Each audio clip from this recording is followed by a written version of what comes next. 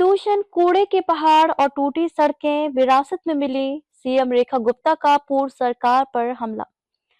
दिल्ली की नई मुख्यमंत्री रेखा गुप्ता ने पूर्व सरकार पर हमला बोलते कहा कि उन्हें विरासत में प्रदूषण, कूड़े के पहाड़ और टूटी सड़कें मिली हैं। उन्होंने इन समस्याओं को दिल्ली के लिए चुनौती बताया और उन्हें दूर करने का वादा किया।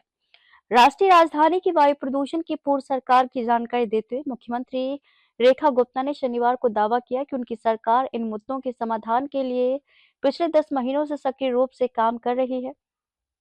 एक मीडिया रिपोर्ट के अनुसार गुप्ता ने इस बात पर प्रकाश डाला कि प्रदूषण, कूड़े के पहाड़ और टूटी सड़कें जैसे मुद्दे विरासत में मिले मुद्दे हैं और उनकी सरकार निरंतर प्रयासों के माध्यम से इनसे निपटने के लिए काम कर रही है।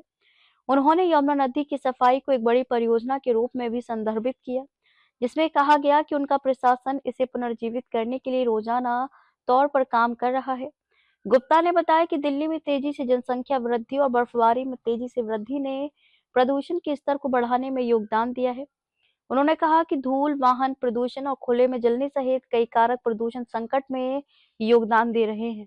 जरूरी कदम उठा रही सरकार। उन्होंने कहा कि हमारी सरकार ने प्रदूषण से निपटने के लिए जरूरी सभी कदम उठाए हैं, जो पिछले गाजियाबाद ने नहीं उठाए थे। उन्होंने जोर देकर कहा कि समस्याओं को हल करने के लिए सभी के सहयोग की आवश्यकता है। उन्होंने कहा कि अकेले सख्त कदम प्रभावी नहीं होंगे। उन्होंने कहा कि इस साल दिवाली के दौरान पटाखों पर प्रतिबंध के बावजूद वायु गुणवत्ता सूचकांक AQI पिछले वर्ष के समान स्तर पर रहा।